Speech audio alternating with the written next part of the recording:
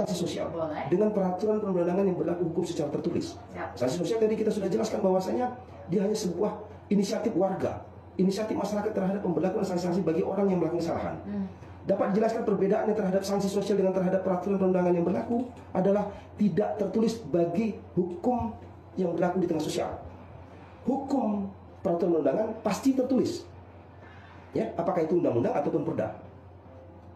Maupun produk-produk hukum lainnya yang mengatur tentang bagaimana ada sanksi bagi yang melanggar. Gitu.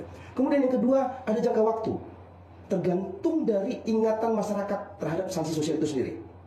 Karena nggak tertulis ya. Karena tidak tertulis. Misalkan orang itu melakukan sebuah kejahatan lalu diberikan sanksi seperti yang saya sampaikan tadi adalah misalkan cemooh atau dia terisolasi atau dipermalukan di depan umum. Sanksinya kan tidak ada jangka waktu. Oh, kami akan memberikan sanksi kepadamu mengingat tentang kejahatanmu paling lama 1 tahun. Nggak mungkin. Bisa aja sama-sama. Bisa saja forever nih. Forever and ever. Selamanya, bisa saja sampai ke anak cucu.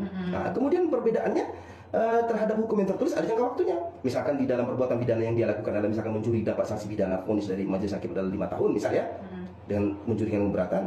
Kemudian 5 tahunnya habislah dia menjalankan putusan pengadilan. Perbedaannya dengan hukum sosial tidak, tergantung dari pihak masyarakat. Kemudian yang ketiga ada sanksinya tidak mengikat terhadap sanksi sosial ini. Kalau sanksi hukum tertulis mengikat, ada bentuknya penjara, ada kurungan, ada denda, hukuman mati, dan hukuman tambahan. Nah, kemudian terhadap hukum yang berlaku di tengah masyarakat, hukum sanksi-sanksi sosial tadi tidak mengikat. Gitu.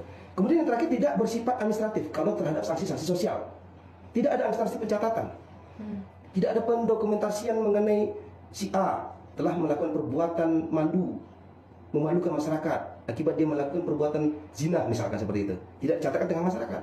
Tetapi tentang peraturan perundangan yang tertulis, seseorang yang sudah pernah melakukan perbuatan pidana secara administratif tercatatkan